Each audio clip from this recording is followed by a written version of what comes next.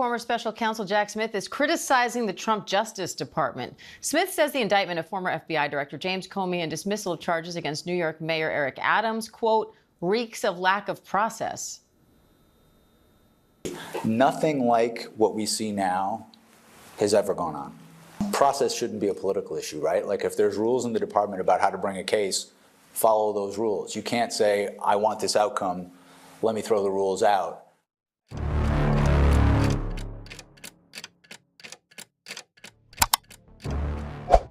Selon les informations disponibles dans les registres publics, les communiqués officiels du ministère de la Justice et la couverture médiatique spécialisée dans la politique et le droit constitutionnel, une série d'événements récents a de nouveau occupé une place centrale dans le débat public et institutionnel aux États-Unis, impliquant des enquêtes fédérales, des décisions judiciaires et l'action coordonnée de différentes instances de l'État. L'épisode en question a débuté par la conduite d'une enquête pénale liée à la gestion et à la conservation de documents classifiés après la fin d'un mandat présidentiel. Enquête qui a gagné en visibilité à partir de la levée des accusations formelles et de la divulgation contrôlée de documents qui étaient auparavant protégés par le secret judiciaire. Cette évolution a donné lieu à diverses interprétations parmi les analystes, les juristes et les acteurs politiques, non seulement en ce qui concerne le bien-fondé des accusations, mais aussi leur signification institutionnelle et les précédents qui pourraient être établis. Selon les registres administratifs et les documents rendus publics au fil du temps, l'affaire trouve son origine dans des demandes formulées par les Archives nationales à partir de 2021, lorsque des incohérences ont été identifiées dans la restitution de documents considérés comme officiels et classifiés qui, conformément à la législation américaine, doivent rester sous la garde du gouvernement fédéral après la fin d'un mandat présidentiel.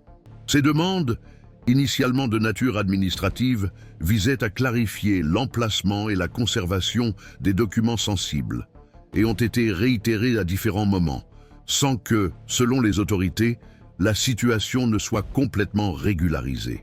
La persistance de ces litiges a conduit à l'ouverture de procédures formelles et, par la suite, à l'implication directe du ministère de la Justice. Dans le contexte institutionnel américain, les litiges concernant des documents classifiés ne sont pas rares, mais ils acquièrent une complexité supplémentaire lorsqu'ils impliquent d'anciens hauts fonctionnaires ou des présidents en exercice. La législation qui régit la protection des informations relatives à la défense nationale établit des obligations claires en matière de conservation, de stockage et de divulgation de ces documents, tout en prévoyant des mécanismes de responsabilisation en cas de non-respect. Toutefois, l'application de ces normes implique souvent des interprétations juridiques détaillées, en particulier lorsque sont en jeu les prérogatives associées à la fonction présidentielle, les procédures de déclassification et la distinction entre possession autorisée et rétention abusive. Dans ce contexte, le ministère de la Justice a choisi de nommer un procureur spécial pour mener l'enquête. Une décision qui suit les précédents adoptés dans des situations considérées comme sensibles ou potentiellement conflictuelles. La nomination d'un procureur spécial a pour objectif principal d'assurer une plus grande indépendance dans l'enquête, de réduire les perceptions d'ingérence politique et de conférer une légitimité institutionnelle au processus. Selon des informations officielles, le procureur spécial désigné a commencé à mener l'enquête avec le soutien d'équipes techniques, en rassemblant des documents, des témoignages et des registres susceptibles d'éclaircir les faits en question et d'évaluer l'existence éventuelle de comportements qualifiés de crimes par la législation fédérale. L'avancement de cette enquête a ensuite abouti à la présentation d'une accusation formelle, approuvée par un grand jury fédéral, instance composée de citoyens convoqués pour évaluer s'il existe des motifs suffisants pour poursuivre les accusations criminelles. Le fonctionnement du grand jury est un élément central du système pénal américain et sert de filtre initial, distinct du procès proprement dit. Selon les informations divulguées après la levée des scellés sur l'acte d'accusation, les allégations comprennent la rétention intentionnelle d'informations relatives à la défense nationale, l'obstruction possible des efforts du gouvernement pour récupérer ces documents et des comportements liés à la dissimulation ou à la fourniture d'informations jugées incomplètes ou trompeuses au cours d'une enquête fédérale. Les autorités chargées de l'affaire ont souligné, dans leur déclaration publique, que la présentation de l'acte d'accusation ne constitue pas un verdict et n'implique pas une conclusion définitive sur les faits. La procédure reste soumise aux garanties constitutionnelles du droit à un procès équitable, au droit d'être entendu et à une défense complète. Et il appartient au pouvoir judiciaire d'évaluer les allégations, les preuves présentées et les arguments des parties concernées. Néanmoins, la formalisation de l'acte d'accusation a été interprétée par les observateurs comme une étape procédurale importante, dans la mesure où elle indique que les enquêteurs ont estimé qu'il y avait suffisamment d'éléments pour soumettre l'affaire à l'appréciation du tribunal. Parallèlement à la divulgation de l'acte d'accusation, la décision d'un juge fédéral d'autoriser la levée du secret sur certains documents liés à l'enquête, qui étaient sous le sceau du secret judiciaire, a retenu l'attention.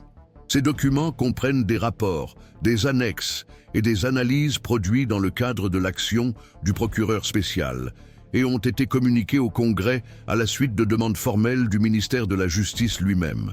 Les analystes soulignent que cette étape du processus est particulièrement délicate, car elle implique de trouver un équilibre entre la nécessité de préserver les informations confidentielles, de protéger les enquêtes en cours et de garantir le droit du pouvoir législatif d'exercer sa fonction constitutionnelle de contrôle.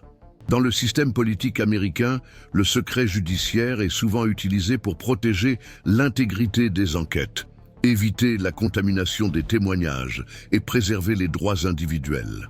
Dans le même temps, la Constitution confère au Congrès de larges pouvoirs de contrôle sur l'exécutif, en particulier lorsqu'il existe des indices d'irrégularité susceptibles d'affecter le fonctionnement du gouvernement ou la confiance du public dans les institutions.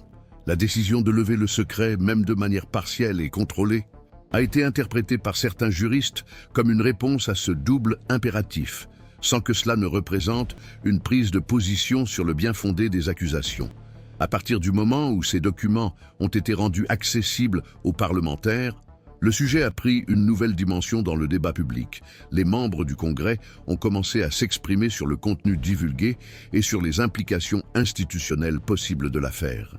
Les parlementaires du Parti démocrate ont, dans l'ensemble, souligné l'importance de la responsabilité et du strict respect des lois régissant la protection des informations classifiées, en insistant sur le fait que personne n'était au-dessus des lois.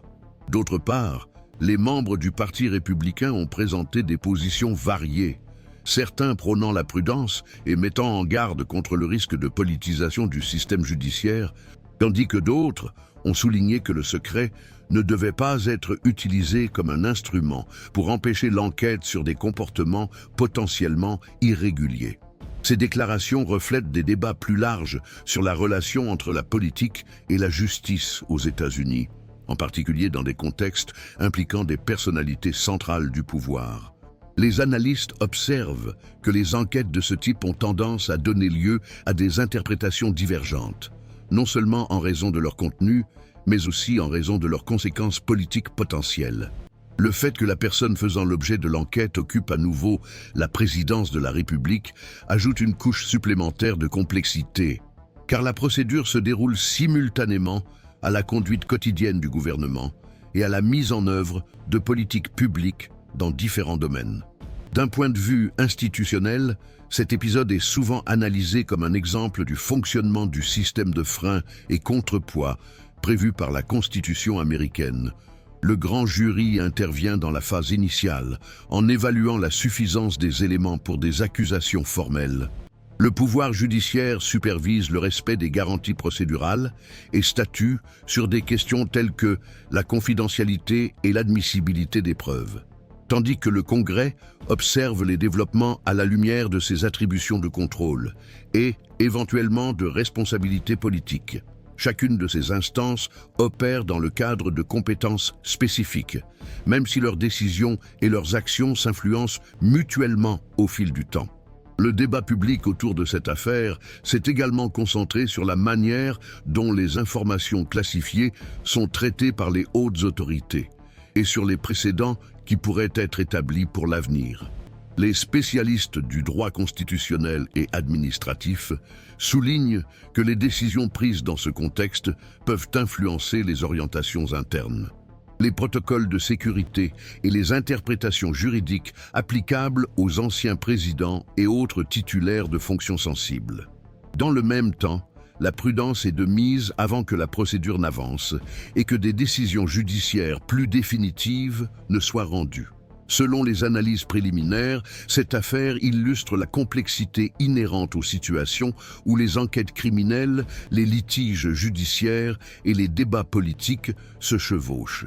Bien que la formalisation de l'accusation et la levée des scellés sur les documents constituent des étapes importantes du processus, l'issue reste incertaine et dépend des décisions futures de différentes institutions. Le scénario continue donc d'évoluer, marqué par des interprétations concurrentes, des procédures formelles en cours et un effort continu des institutions pour traiter une question qui comporte à la fois des aspects juridiques et des implications politiques importantes. À mesure que le contenu de l'enquête a été examiné plus attentivement par les parlementaires, les juristes et les analystes, le débat institutionnel aux États-Unis s'est progressivement déplacé du simple fait de l'existence de documents classifiés en dehors des canaux officiels de conservation, vers une analyse plus détaillée de ce que les documents déclassifiés révèlent sur les comportements, les procédures et les décisions prises au fil du temps. Selon les informations disponibles dans les documents judiciaires et les rapports spécialisés, les documents rendus accessibles comprennent des évaluations internes du ministère de la Justice, des descriptions chronologiques des interactions entre les représentants du gouvernement fédéral et les conseillers liés au président, ainsi que des analyses juridiques sur l'application des lois relatives à la protection des informations de défense nationale. Ces éléments ont été interprétés de différentes manières, en fonction de l'approche adoptée par chaque observateur institutionnel. D'un point de vue juridique, l'un des axes centraux du débat porte sur l'interprétation des règles régissant la classification, la déclassification et la conservation des documents sensibles. La législation américaine stipule que les informations relatives à la défense nationale doivent être rigoureusement protégées, quelle que soit la personne qui les détient, et impose des obligations claires en matière de conservation adéquate. Parallèlement, des discussions récurrentes ont lieu sur les pouvoirs du président en exercice d'autoriser la déclassification de documents et sur les procédures formelles nécessaires pour que cet acte soit considéré comme valide. Les analystes juridiques font remarquer que la simple allégation de déclassification n'est pas suffisante, qu'il est nécessaire de démontrer que les procédures administratives et documentaires prévues par la loi ont été effectivement suivies.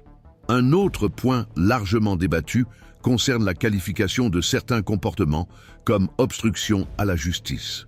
Selon l'accusation, certaines actions auraient entravé ou retardé la récupération de documents demandés par les autorités fédérales, ainsi que la fourniture d'informations jugées incomplètes au cours de l'enquête. La défense, quant à elle, tend à soutenir qu'il y a eu une coopération suffisante et que les éventuels retards ou incohérences peuvent s'expliquer par des litiges administratifs, des problèmes de communication ou des interprétations divergentes des obligations légales. Les experts soulignent que l'évaluation de l'intention est un élément fondamental et complexe dans ce type d'affaires, qui nécessite une analyse minutieuse des communications internes, des décisions prises au fil du temps et du contexte dans lequel ces décisions ont été prises. Sur le plan institutionnel, la divulgation des documents a intensifié les débats au Congrès sur les instruments de contrôle qui seraient appropriés au vu des informations disponibles. Les parlementaires discutent de la possibilité d'organiser des audiences publiques ou à huis clos, de demander des éclaircissements supplémentaires au ministère de la Justice et d'évaluer la nécessité de mesures législatives relatives à la gestion des documents classifiés.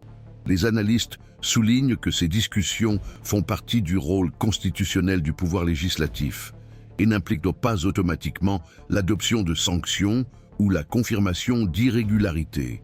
Néanmoins, la forme et le ton de ces initiatives peuvent influencer la perception du public quant à la gravité de l'affaire et à la position des institutions concernées. La réaction des membres du Parti républicain a fait l'objet d'une attention particulière de la part des observateurs politiques. Alors qu'une partie prône la prudence et insiste sur la présomption d'innocence, une autre partie soutient que la transparence et le respect des normes juridiques doivent prévaloir, même si cela peut générer un malaise politique. Ce contraste interne met en évidence l'existence de tensions au sein du parti et renforce l'idée que le débat ne se résume pas à une division strictement partisane. Les spécialistes en sciences politiques observent que ce type de position peut refléter des préoccupations liées aux précédents institutionnels et à l'intégrité du système judiciaire, ainsi que des calculs politiques liés à l'avenir du parti.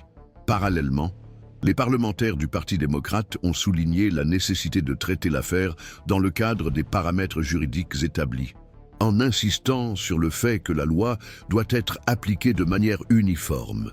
Certains soulignent que l'enquête et l'inculpation formelle suivent les procédures prévues par la loi et que le débat doit se concentrer sur l'analyse des faits et des preuves, en évitant les conclusions hâtives. D'autres soulignent l'importance de ne pas interférer indûment dans les procédures judiciaires en cours, afin de préserver l'autonomie du pouvoir judiciaire et du ministère public. Outre le Congrès, l'affaire a également été analysée par des experts externes, notamment d'anciens procureurs, des juges à la retraite et des universitaires spécialisés en droit. Ces analyses soulignent souvent que la divulgation des pièces du dossier d'enquête n'équivaut pas à une confirmation de culpabilité, mais offre une vision plus large des hypothèses et des pistes d'enquête envisagées par les procureurs. Selon ces experts, la divulgation de ces documents permet un examen plus éclairé de la part du public et des institutions, tout en renforçant la responsabilité des acteurs impliqués dans la conduite d'un débat équilibré et fondé. Un autre aspect important concerne l'interaction possible entre cette enquête et d'autres procédures ou enquêtes impliquant le président. Les analystes soulignent que, bien que chaque enquête ait sa propre portée, la divulgation d'informations relatives à des documents classifiés peut fournir un contexte ou des éléments qui font écho à d'autres événements politiques récents. Cette possibilité d'intersection augmente la complexité du scénario et exige de la prudence afin d'éviter des interprétations qui dépassent le contenu spécifique de chaque procédure. Les juristes soulignent que l'utilisation d'informations provenant d'une enquête dans une autre dépend de critères juridiques rigoureux et de décisions judiciaires spécifiques. Au sein du pouvoir exécutif, cette affaire se déroule parallèlement à la gestion quotidienne du gouvernement et à la mise en œuvre de politiques publiques dans des domaines tels que l'économie, l'immigration et les relations internationales. Les observateurs institutionnels soulignent que les enquêtes criminelles impliquant le président ne suspendent pas automatiquement les fonctions de la présidence, mais peuvent influencer la dynamique interne de l'administration, notamment en ce qui concerne l'allocation du temps, de l'attention et des ressources. La nécessité de répondre aux questions institutionnelles et de coordonner les stratégies juridiques peut avoir des répercussions indirectes sur le programme gouvernemental, même si ces effets sont difficiles à mesurer avec précision. Du point de vue du système judiciaire, cet épisode est souvent cité comme un exemple de la tension entre transparence et confidentialité dans les enquêtes sensibles. La décision de rendre publics certains documents est considérée par certains analystes comme une mesure qui renforce la confiance dans les institutions en permettant un meilleur accès à l'information. D'autres, cependant, mettent en garde contre les risques liés à la divulgation d'analyses d'enquête avant la clôture définitive des procédures, notamment la possibilité d'influencer l'opinion publique ou de compliquer les stratégies juridiques. Cet équilibre délicat est un thème récurrent dans les débats sur les réformes procédurales et les pratiques institutionnelles. Selon les évaluations actuelles, l'affaire soulève également des questions sur la normalisation des procédures relatives à la conservation des documents par les anciens responsables et sur la nécessité de disposer d'orientations plus claires pour les futures transitions présidentielles. Les experts suggèrent que, quelle que soit l'issue spécifique, Cet épisode pourrait encourager des révisions administratives et législatives visant à réduire les ambiguïtés et à prévenir des litiges similaires. Dans le même temps, il existe un consensus sur le fait que tout changement dans ce sens doit être soigneusement calibré, afin de respecter les prérogatives institutionnelles et les droits individuels. En résumé, la deuxième phase du débat public autour de l'affaire a été caractérisée par une analyse plus détaillée des documents décelés, par la discussion d'interprétations juridiques concurrentes et par l'évaluation du rôle approprié de chaque pouvoir. Les informations disponibles alimentent des interprétations différentes et renforcent la nécessité de faire preuve de prudence avant de tirer des conclusions. Le scénario reste en évolution, conditionné par les décisions futures du pouvoir judiciaire, les choix du Congrès et les stratégies adoptées par le ministère de la Justice, dans un environnement institutionnel qui cherche à équilibrer transparence, légalité et stabilité politique. À partir d'un troisième axe d'analyse, distincte tant de l'évaluation strictement juridique des documents que des différents interprétatifs déjà discutés. Le débat institutionnel aux États-Unis a commencé à intégrer des réflexions plus larges sur la gouvernance, la stabilité administrative et la manière dont le système politique assimile, au fil du temps, les crises de cette nature. Selon les analystes spécialisés dans la gouvernance et le fonctionnement institutionnel, les situations qui combinent enquête criminelle, décisions judiciaires sensibles et attention publique intense ont tendance à produire des effets qui ne se traduisent pas immédiatement par des mesures formelles, mais qui influencent progressivement les comportements, les choix stratégiques et les attentes des différents acteurs concernés. L'un des points centraux de cette approche est lié à la capacité du système politique américain à préserver la continuité administrative dans des scénarios marqués par l'incertitude juridique. Les spécialistes de l'administration publique soulignent que l'architecture institutionnelle des États-Unis a été conçue pour que le fonctionnement quotidien du gouvernement ne dépende pas exclusivement de la figure du président, mais d'une vaste structure composée de départements, d'agences et de fonctionnaires de carrière.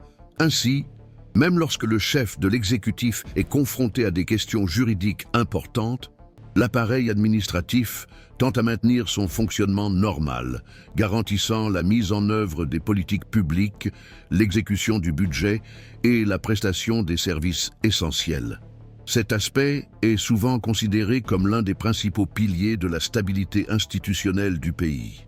Dans le même temps, certaines analyses attirent l'attention sur les effets indirects que ce type de contexte peut avoir sur l'environnement interne de prise de décision de l'exécutif. Les observateurs du fonctionnement du gouvernement indiquent que les périodes marquées par des enquêtes très médiatisées ont tendance à inciter les conseillers et les dirigeants des organismes publics à faire preuve d'une plus grande prudence, en particulier dans les décisions qui comportent des risques juridiques ou une plus grande exposition politique. Cette prudence se traduit généralement par des processus décisionnels plus lents, une plus grande dépendance à l'égard des avis techniques et juridiques, et une tendance à éviter les initiatives susceptibles de susciter des controverses supplémentaires. Si certains analystes interprètent ce comportement comme une manifestation de prudence institutionnelle, d'autres estiment qu'il peut réduire la capacité de réaction du gouvernement dans certains domaines. Un autre élément qui ressort de ce troisième niveau d'analyse concerne les répercussions pratiques sur les relations entre l'exécutif et le législatif dans l'exercice de la gouvernance. Même en l'absence de mesures formelles de responsabilisation, l'existence d'un environnement d'enquête tend à modifier la dynamique politique au Congrès. Les parlementaires peuvent se montrer plus prudents lorsqu'ils soutiennent les propositions de l'exécutif, en particulier sur des questions sensibles, tandis que les dirigeants des partis ajustent leur stratégie face à un contexte juridique encore en évolution. Les analystes politiques observent que ces changements découlent moins de décisions judiciaires définitives que de la perception du risque politique associé au moment présent. On s'interroge également sur l'impact de ce type de contexte sur la définition des agendas législatifs. Lorsqu'un seul sujet concentre l'attention institutionnelle, d'autres priorités peuvent être reportées ou reléguées au second plan. non pas par décision formelle, mais en raison des contraintes de temps, d'énergie politique et de capital institutionnel disponible. Les observateurs du Congrès soulignent que cet effet tend à être plus évident pendant les périodes législatives déjà soumises à la pression des débats budgétaires, des négociations entre les partis et des calendriers électoraux. Même si ces changements d'orientation sont temporaires, ils peuvent influencer le rythme et le contenu de la production législative à certains moments. Dans le domaine électoral, les experts observent que les enquêtes impliquant des personnalités centrales du pouvoir font souvent partie du contexte des disputes politiques, même lorsqu'elles n'ont pas de conséquences juridiques immédiates. Le sujet peut être intégré dans les discours, les stratégies de communication et les récits électoraux, tant par les alliés que par les adversaires. De différentes manières. Dans le même temps, les analystes soulignent que les effets électoraux des processus institutionnels complexes sont difficiles à anticiper, car ils dépendent de multiples facteurs, tels que le degré d'attention de l'électorat, la clarté des informations disponibles et la concurrence avec d'autres thèmes pertinents de l'agenda public. Un autre aspect abordé dans ce troisième plan d'observation concerne le rôle des institutions non gouvernementales, telles que les médias, le milieu universitaire et les organisations de la société civile, face à des situations d'une grande complexité institutionnelle. Des études en communication politique indiquent que les affaires impliquant des documents confidentiels, des procédures judiciaires techniques et des normes sophistiquées posent des défis supplémentaires à la couverture journalistique et à la médiation du débat public. La nécessité d'expliquer des processus complexes de manière accessible coexiste avec la pression d'actualiser constamment l'information, ce qui influence la manière dont le sujet est présenté au public au fil du temps. Dans ce contexte, les analystes soulignent que la qualité du débat public peut varier considérablement en fonction du niveau de contextualisation et d'approfondissement offert par les sources d'information. À certains moments, la discussion tend à se concentrer sur les aspects institutionnels et procéduraux, tandis qu'à d'autres, elle peut être dominée par des disputes rhétoriques ou des interprétations partielles.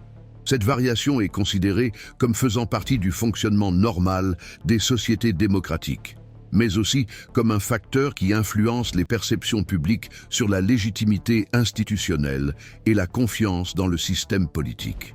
Il existe également des considérations sur les effets à long terme que de tels épisodes peuvent avoir sur les normes informelles de comportement politique.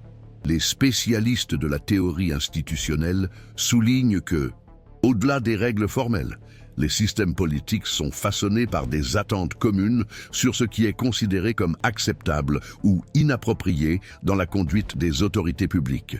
Les enquêtes à grand retentissement peuvent contribuer à renforcer ou à redéfinir ces attentes, indépendamment de leurs résultats formels. Dans cette perspective, le simple fait que certaines pratiques soient soumises à un examen minutieux peut déjà influencer les comportements futurs d'autres acteurs politiques. Dans une approche comparative, certains analystes situent cet épisode dans un contexte plus large de démocratie présidentielle confrontée à des tensions récurrentes entre responsabilité juridique et stabilité politique. Bien que les États-Unis aient leurs propres caractéristiques institutionnelles, les chercheurs observent que des dilemmes similaires apparaissent dans d'autres pays lorsque des dirigeants élus font l'objet d'enquêtes pendant leur mandat. Ces comparaisons ne visent pas à établir des équivalences directes, mais à offrir des références analytiques pour réfléchir à la manière dont différents systèmes politiques gèrent les conflits entre la légitimité électorale et l'application de la loi. D'un point de vue historique, il existe également des débats sur la manière dont les événements actuels seront évalués à l'avenir, à mesure que de nouveaux documents, décisions et analyses seront disponibles. Les historiens et les politologues soulignent souvent que les interprétations contemporaines ont tendance à être révisées au fil du temps, à la lumière d'informations supplémentaires et de changements dans le contexte politique.